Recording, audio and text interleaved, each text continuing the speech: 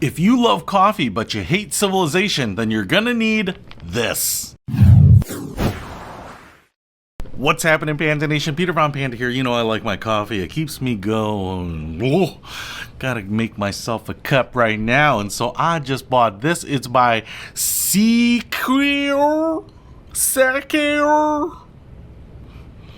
Not totally sure how you pronounce that, but what I love about this is it says it is a portable espresso maker. Now you may be saying, Pete, aren't all espresso makers portable at some level? Well, the reality is you got to pick them up and take them with you. But this thing is no bigger than this, and you can make espressos anywhere, no power needed. So let's take a close look at this and then try it out. All right, so here is the box that it came in. I just took out everything, and I've been kind of looking it over, and I think I've got this thing figured out. This thing is actually more versatile than I guess I would have expected, and I'm excited about that. We're going to try it in all its different configurations because that's what we do here at the Panda Research Institute. We don't half-ass it. We don't phone it in.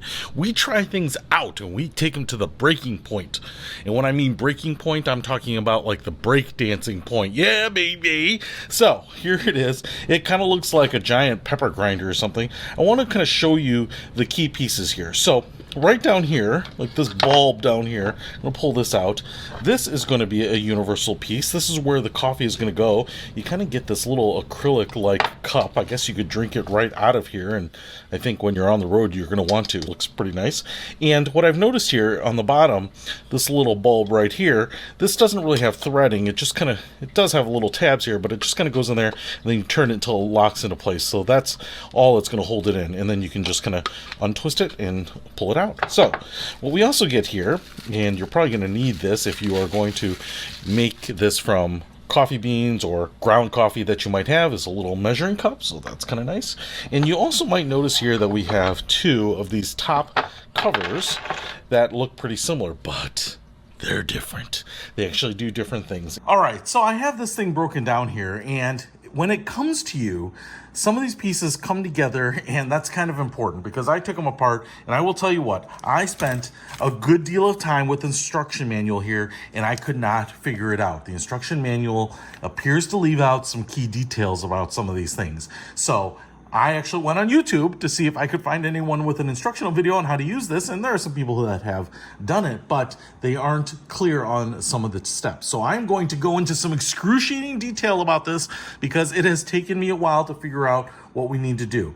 As I mentioned, you are able to make espresso with normal coffee grounds here. Now, I want to show you that this piece, the reservoir, the pump, that's going to be universal, but you're going to have to separate the things that you're going to use for these Nespresso pods from the stuff that you're going to use with the coffee grounds, and it makes a big difference because some of these pieces look like they are pretty similar. So first of all, let's talk about the coffee ground one. There are two of these base cups right here, and they look exactly the same on the outside. My feedback to Sekaer would be to etch on these which type of coffee they are for. And I want to show you the flat bottom right here, not apple bottom, flat bottom. The other one has this little platform in it with a silicone ring. All right, so between these two, this is the one with that little raised platform with the silicone ring is the one that you're going to use for your custom coffee grounds, okay? So I'm going to move this one out of the way. Then here's the basket for those coffee grounds. You can see it has a little screen on the bottom. That's probably not a big surprise, and there is a little rubber cap that will go on the top there. And so what you're going to do is you're going to take your measuring cup here, and the beautiful thing about this measuring cup is that it is dual purpose. So if I generally fill it up all the way, what's nice about this is because it fits in there, it's a nice clean transfer into the little capsule cup right there, okay? And then I kind of just shake it, and then you flip it over and use the bottom of it to press this into a puck. And so you can press that. Now it's got some form to it, and then you take the little rubber stopper right there and push that into there, okay?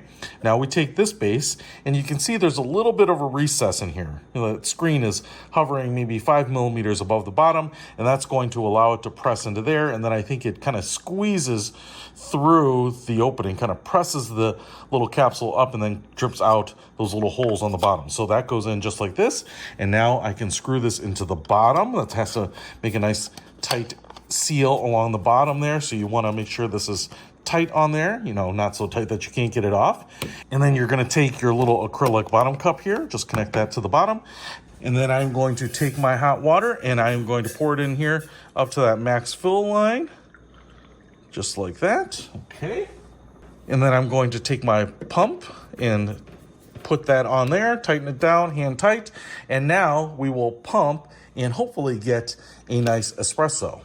Now I had a choice of showing you my hand going awkwardly and rhythmically up and down, but I thought I would show you the carafe here at the bottom and show you what we get. First of all, I'm pressing here, pumping, and I've noticed the first couple pumps seem to take some time and build up the pressure inside that capsule canister. And then once you build up enough pressure, it seems to kind of push through. And then I've noticed that you get a little bit of pressure there. I don't necessarily want to go too fast here. And the big trick is, I think you want to make sure that everything is tightened down. If there is air leakage anywhere, you kind of get a very thin coffee out of it.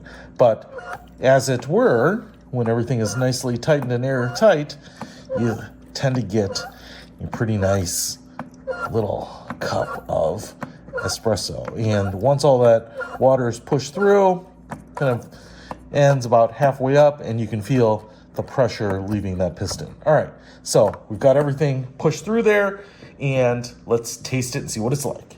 All right, so then you just unscrew this out of here.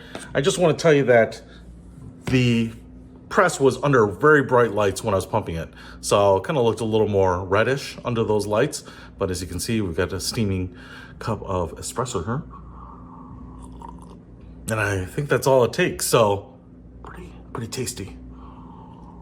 And depending on the roast and the coarseness of the grains, this will be a little bit different. But oh yeah, okay, that's delicious. Now let's go on to the Nespresso pods, because that one confused me a long time. So let's try that one. All right, so the other part of this press was the ability to use these original Nespresso pods. And I like the idea of using these because I could pack a bunch of these in a backpack and take them with me and not necessarily have to take a lot of coffee grounds and scoop it out. Nice, clean experience here. But there are some things that you need to know. First of all, the bottom piece that you're going to use is the one with this flat bottom right there, right? Nothing in it, just that center hole. Okay. The other thing that you're going to need is this little disc here, this little waffle disc. And what you might be able to see is it has just a little kind of raised squares on the bottom. And that's going to puncture this foil side when it expands, when it gets enough pressure. Okay. What you're going to have to do though is drop this into this piece right here, and it's got to go all the way to the bottom. It actually says this side up, so that side is going to stay up. But what I noticed on mine is that I'm not sure if they were imperfections, but they had little kind of sharp corners, 6 of them generally, and I could not get my piece to sit flush on the bottom just like it is now. I actually went out and got a big piece of sandpaper like this, and I just put it onto the counter and I sanded down those edges. So what you might be able to see here is that I have some sanding marks on that side. It's not super obvious. It just kind of sanded down the edges that were protruding a little bit, cleans it up, washed it up. So now it sits there on the bottom flush. It just would not do that before. So if yours doesn't fit, that might be the problem. Now what it says is to take your Nespresso pod upside down, foil side down, and drop it in there. And then you take this little cup, and it has some little spikes on the bottom there that will puncture the bottom. There are also some tabs, just like on the other cup here, some tabs right there, and they go into the slots right on the side. It won't go in any other way, so right. It'll rotate, then it'll go on. Now, what you will do, and what I've noticed here, for me, it's easier just to kind of make sure that the Nespresso pod is centered and then push this down to make sure that I have punctured it. You know, it'll puncture it when you screw the top on here anyway and tighten it down. But I just like making sure that it is screwed down all the way. And then you do want to make sure that that is tight. It's got to be a nice tight seal. I'm going to put the cup on the bottom here. Again, I'm going to fill up the reservoir with hot water up to the max, and then put the pump in here. And again, I will let you watch what happens here. So again, the first few pumps were just building up pressure inside of that capsule, and that foil is starting to bulge on the bottom and get pressed into that little waffle disc. And I've got probably 6, 7 pumps in this. And now I just felt the plunger kind of give a little bit more as that foil got punctured, okay? And now it's kind of pushing it through. It doesn't puncture a lot of holes in that foil, so it takes a little while here, and you know, we can probably fill up half of that little glass carafe there. But what I really love about this is kind of the consistency. And obviously, Nespresso does a great job of grinding their coffee beans into a particulate that is very friendly to this kind of press.